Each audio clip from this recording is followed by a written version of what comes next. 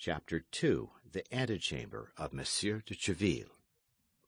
Monsieur de Tréville, as his family was still called in Gascony, or Monsieur de Tréville, as he has ended by styling himself in Paris, had really commenced life as D'Artagnan now did, that is to say, without a sou in his pocket, but with a fund of audacity, shrewdness, and intelligence, which makes the poorest Gascon gentleman often derive more in his hope from the paternal inheritance than the richest Perigordian or Berrican gentleman derives in reality from his. His insolent bravery, his still more insolent success at a time when blows poured down like hail, had borne him to the top of that difficult ladder called court favour, which he had climbed 4 steps at a time. He was the friend of the king, who honoured highly, as everyone knows, the memory of his father, Henry IV.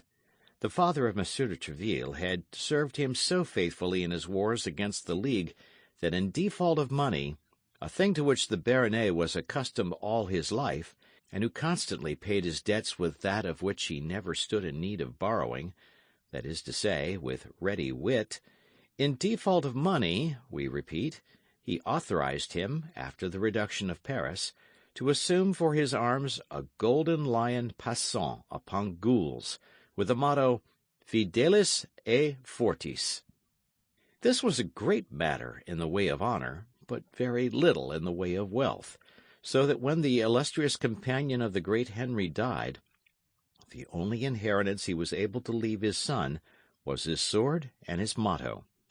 Thanks to this double gift and the spotless name that accompanied it, Monsieur de Tréville was admitted into the household of the young prince, where he made such good use of his sword and was so faithful to his motto, that Louis XIII, one of the good blades of his kingdom, was accustomed to say that if he had a friend who was about to fight, he would advise him to choose as a second, himself first, and Tréville next, or even perhaps before himself.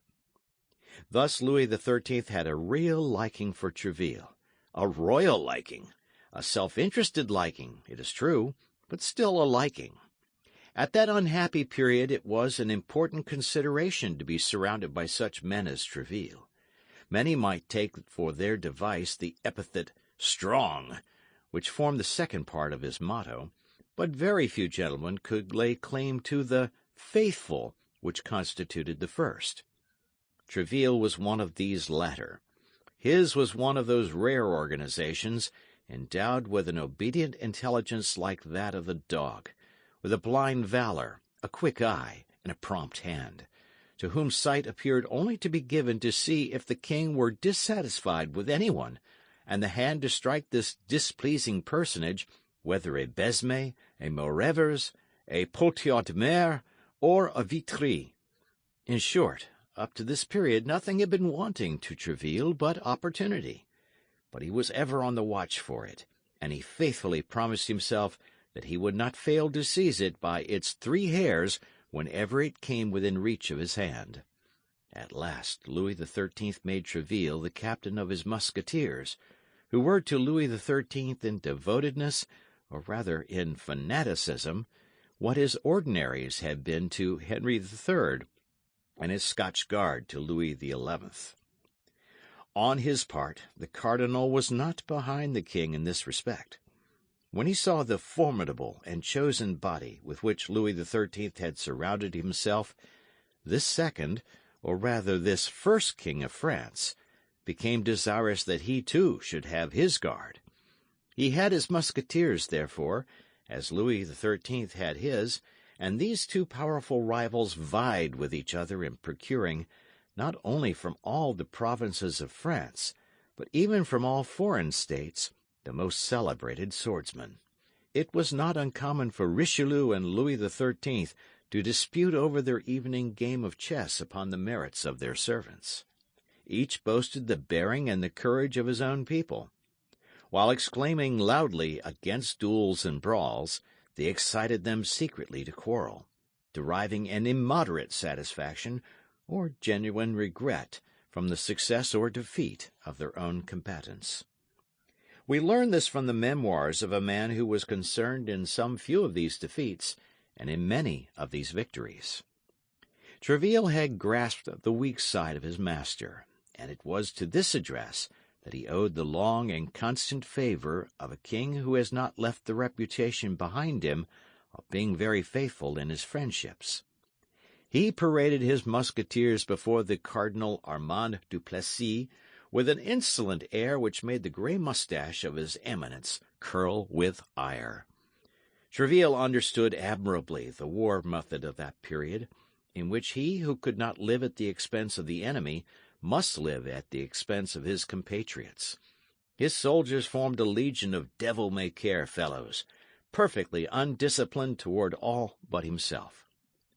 Loose, half-drunk, imposing, the king's musketeers, or rather Monsieur de Tréville's, spread themselves about in the cabarets, in the public walks, and in the public sports, shouting, twisting their moustaches, clanking their swords, and taking great pleasure in annoying the guards of the cardinal whenever they could fall in with them. Then drawing in the open streets, as if it were the best of all possible sports. Sometimes killed, but sure in that case to be both wept and avenged. Often killing others, but then certain of not rotting in prison, Monsieur de Tréville being there to claim them. Thus Monsieur de Tréville was praised to the highest note by these men, who adored him, and who, ruffians as they were, trembled before him like scholars before their master, obedient to his least word, and ready to sacrifice themselves to wash out the smallest insult. Monsieur de Tréville employed this powerful weapon for the king, in the first place, and the friends of the king, and then for himself and his own friends. For the rest, in the memoirs of this period, which has left so many memoirs, one does not find this worthy gentleman blamed even by his enemies, and he had many such among men of the pen as well as among men of the sword. In no instance, let us say, was this worthy gentleman accused of deriving personal advantage from the cooperation of his minions. Endowed with a rare genius for intrigue, which rendered him the equal of the ablest intriguers, he remained an honest man. Still further, in spite of sword thrusts which weaken, and painful exercises which fatigue, he had become one of the most gallant frequenters of revels, one of the most insinuating ladies' men, one of the softest whisperers of interesting nothings of his day. The bonnes fortunes of de Tréville were talked of as those of Monsieur de Bassompierre had been talked of 20 years before, and that was not saying a little. The captain of the Musketeers was therefore admired, feared, and loved, and this constitutes the zenith of human fortune. Louis XIV absorbed all the smaller stars of his court in his own vast radiance, but his father, a son pluribus impar, left his personal splendor to each of his favorites, his individual value to each of his courtiers. In addition to the leaves of the king and the cardinal, there might be reckoned in Paris at that time more than 200 smaller but still noteworthy leaves. Among these 200 leaves, that of Tréville was one of the most sought. The court of his hotel, situated in the Rue de Vieux Colombier, resembled a camp from by 6 o'clock in the morning in summer and 8 o'clock in winter. From 50 to 60 musketeers, who appeared to replace one another in order always to present an imposing number, paraded constantly, armed to the teeth and ready for anything. On one of those immense staircases, upon whose space modern civilization would build a whole house, ascended and descended the office-seekers of Paris, who ran after any sort of favour, gentlemen from the provinces anxious to be enrolled, and servants in all sorts of liveries, bringing and carrying messages between their masters and Monsieur de Tréville. In the antechamber, upon long circular benches, reposed the elect, that is to say, those who were called. In this apartment a continued buzzing prevailed from morning till night, while Monsieur de Tréville, in his office contiguous to this antechamber, received visits, listened to complaints, gave his orders, and like the king in his balcony at the Louvre, had only to place himself at the window to review both his men and arms. The day on which D'Artagnan presented himself, the assemblage was imposing, particularly for a provincial just arriving from his province. It is true that this provincial was a Gascon, and that, particularly at this period, the compatriots of D'Artagnan had the reputation of not being easily intimidated. When he had once passed the massive door, covered with long square-headed nails, he fell into the midst of a troop of swordsmen, who crossed one another in their passage, calling out, quarrelling, and playing tricks one with another. In order to make one's way amid these turbulent and conflicting waves, it was necessary to be an officer, a great noble, or a pretty woman. It was then, into the midst of this tumult and disorder, that our young man advanced with a beating heart, ranging his long rapier up his lanky leg, and keeping one hand on the edge of his cap, with that half-smile of the embarrassed provincial who wishes to put on a good face. When he had passed one group he began to breathe more freely, but he could not help observing that they turned round to look at him, and for the first time in his life D'Artagnan, who had till that day entertained a very good opinion of himself, felt ridiculous. Arrived at the staircase, it was still worse. There were 4 musketeers on the bottom steps, amusing themselves with the following exercise, while 10 or 12 of their comrades waited upon the landing-place to make their turn in the sport. One of them, stationed upon the top stair, naked sword in hand, prevented, or at least endeavoured to prevent, the 3 others from ascending. These 3 others fenced against him with their agile swords.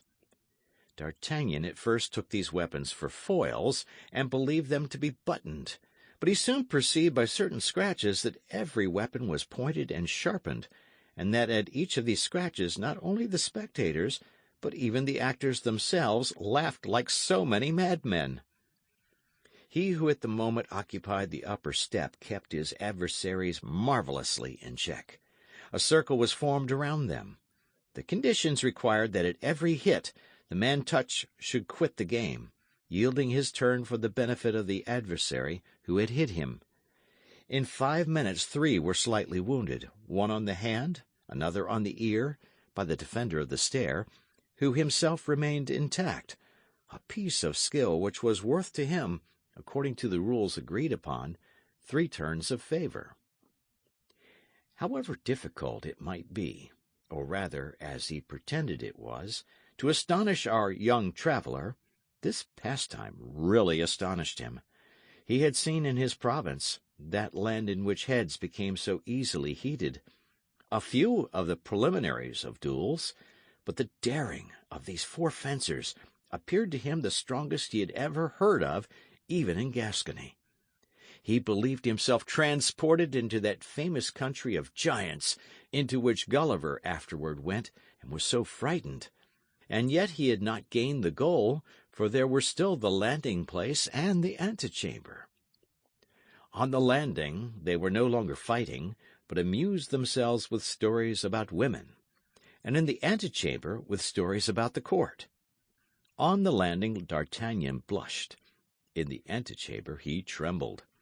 His warm and fickle imagination, which in Gascony had rendered him formidable to young chambermaids, and even sometimes their mistresses, had never dreamed, even in moments of delirium, of half the amorous wonders or a quarter of the feats of gallantry which were here set forth in connection with names the best known and with details the least concealed.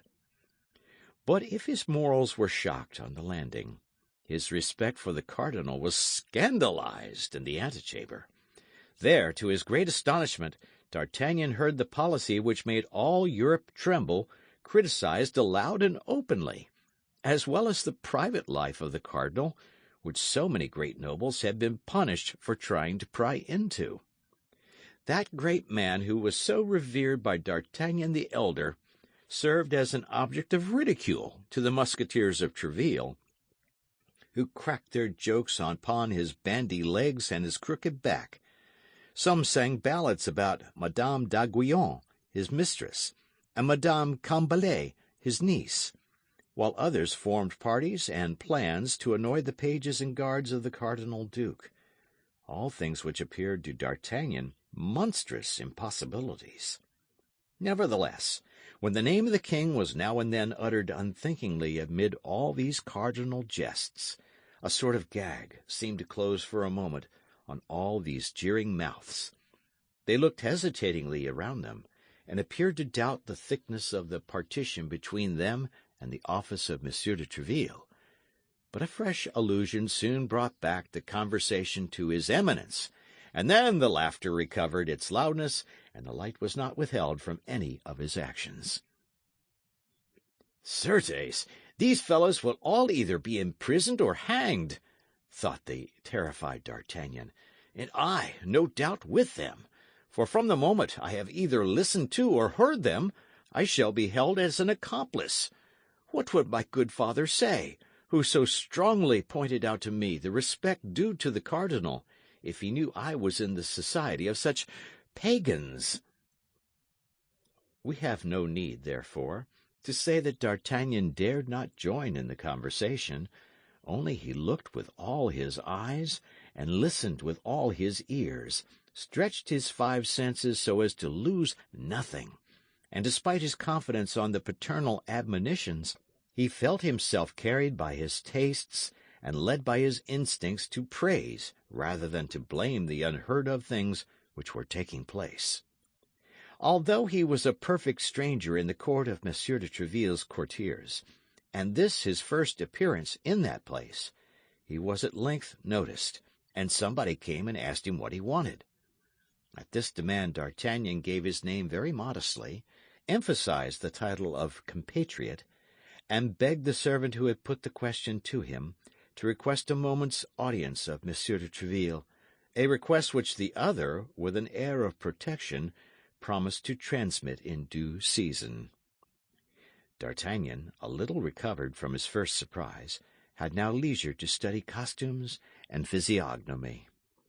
The centre of the most animated group was a musketeer of great height and haughty countenance, dressed in a costume so peculiar as to attract general attention. He did not wear the uniform cloak, which was not obligatory at that epoch of less liberty but more independence, but a cerulean blue doublet, a little faded and worn, and over this a magnificent baldric worked in gold, which shone like water ripples in the sun. A long cloak of crimson velvet fell in graceful folds from his shoulders, disclosing in front the splendid baldric, from which was suspended a gigantic rapier.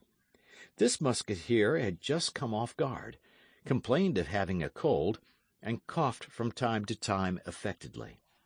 It was for this reason, as he said to those around him, that he had put on his cloak, and while he spoke with a lofty air and twisted his moustache disdainfully, all admired his embroidered baldric, and D'Artagnan more than anyone. "What would you have?" said the Musketeer. "This fashion is coming in. It is a folly, I admit, but still it is the fashion. Besides, one must lay out one's inheritance somehow." "Ah, Porthos," cried one of his companions, "don't try to make us believe you obtained that baldric by paternal generosity. It was given to you by that veiled lady I met you with the other Sunday, near the gate Saint-Honore." "No, upon honour and by the faith of a gentleman. I bought it with the contents of my own purse," answered he whom they designated by the name Porthos. "Yes, about in the same manner," said another musketeer, "that I bought this new purse with what my mistress put into the old one." "It's true, though," said Porthos, "and the proof is that I paid 12 pistoles for it." The wonder was increased, although the doubt continued to exist. "Is it not true, Aramis?" said Porthos, turning toward another musketeer. This other musketeer formed a perfect contrast to his interrogator, who had just designated him by the name of Aramis. He was a stout man, of about 2 or 23, with an open, ingenuous countenance, a black, mild eye, and cheeks rosy and downy as an autumn peach. His delicate moustache marked a perfectly straight line upon his upper lip. He appeared to dread to lower his hands lest their veins should swell, and he pinched the tips of his ears from time to time to preserve their delicate pink transparency. Habitually he spoke little and slowly, bowed frequently, laughed without noise, showing his teeth, which were fine and of which, as the rest of his person, he appeared to take great care. He answered the appeal of his friend by an affirmative nod of the head. This affirmation appeared to dispel all doubts with regard to the baldric. They continued to admire it, but said no more about it, and with a rapid change of thought, the conversation passed suddenly to another subject. "What do you think of the story Chalet's esquire relates?" asked another musketeer, without addressing anyone in particular, but on the contrary speaking to everybody. "And what does he say?" asked Porthos in a self-sufficient tone. "He relates that he met at Brussels Roquefort, the âme damnée of the cardinal disguised as a Capuchin, and that this cursed Rochefort, thanks to his disguise, had tricked Monsieur de Laigle, like a ninny as he is." "A ninny, indeed," said Porthos. "But is the matter certain?" "I had it from Aramis," replied the Musketeer. "Indeed." "Why, you knew it, Porthos," said Aramis. "I told you of it yesterday. Let us say no more about it." "Say no more about it? That's your opinion," replied Porthos. "Say no more about it? Peste! You come to your conclusions quickly. What? The cardinal sets a spy upon a gentleman, has his letters stolen from him by means of a traitor, a brigand, a rascal, has, with the help of this spy, and thanks to this correspondence, Chalet's throat cut, under the stupid pretext that he wanted to kill the king and marry Monsieur to the queen? Nobody knew a word of this enigma. You unravelled it yesterday to the great satisfaction of all. And while we are still gaping with wonder at the news, you come and tell us today, let us say no more about it. Well, then, let us talk about it, since you desire it, replied Aramis patiently. This Roquefort, cried Porthos, if I were the esquire of poor Chalet, should pass a minute or two very uncomfortably with me. And you would rather pass a sad quarter-hour with the Red Duke, replied Aramis. Oh, the Red Duke! Bravo, bravo! The Red Duke! cried Porthos, clapping his hands and nodding his head. The Red Duke is capital! I'll circulate that saying, be assured, my dear fellow. Who says this Aramis is not a wit? What a misfortune it is you did not follow your first vocation! What a delicious abbé you would have made! Oh, it's only a temporary postponement, replied Aramis. I shall be one some day. You very well know, Porthos, that I continue to study theology for that purpose. He will be one, as he says, cried Porthos. He will be one sooner or later. Sooner, said Aramis. He only waits for one thing to determine him to resume his cassock, which hangs behind his uniform, said another musketeer. What is he waiting for? asked another. Only till the queen has given an heir to the crown of France. No jesting upon that subject, gentlemen, said Porthos. Thank God the queen is still of an age to give one. They say that Monsieur de Buckingham is in France, replied Aramis, with a significant smile which gave to this sentence, apparently so simple, a tolerably scandalous meaning. Aramis, my good friend, this time you are wrong, interrupted Porthos. Your wit is always leading you beyond bounds. If Monsieur de Tréville heard you, you would repent of speaking thus. Are you going to give me a lesson, Porthos? cried Aramis, from whose usually mild eye a flash passed like lightning. My dear fellow, be a musketeer or be an abbé. Be one or the other, but not both, replied Porthos. You know what Athos told you the other day. You eat at everybody's mess. Ah, don't be angry, I beg of you. That would be useless. You know what is agreed upon between you, Athos, and me. You go to Madame d'Aiguillon's, and you pay your court to her. You go to Madame de Bois Tracy's, the cousin of Madame de Chevreuse, and you pass for being far advanced in the good graces of that lady. Oh, good Lord! Don't trouble yourself to reveal your good luck. No one asks for your secret. All the world knows your discretion. But since you possess that virtue, why the devil don't you make use of it with respect to Her Majesty? Let whoever likes talk of the king and the cardinal, and how he likes, but the queen is sacred, and if anyone speaks of her, let it be respectfully. Porthos, you're as vain as Narcissus. I plainly tell you so, replied Aramis. You know I hate moralizing, except when it is done by Athos. As to you, good sir, you wear too magnificent a baldric to be strong on that head. I will be an abbé if it suits me. In the meanwhile I am a musketeer. In that quality I say what I please, and at this moment it pleases me to say that you weary me. Aramis! Porthos! Gentlemen, gentlemen! Cried the surrounding group. Monsieur de Tréville awaits Monsieur d'Artagnan, cried a servant, throwing open the door of the cabinet.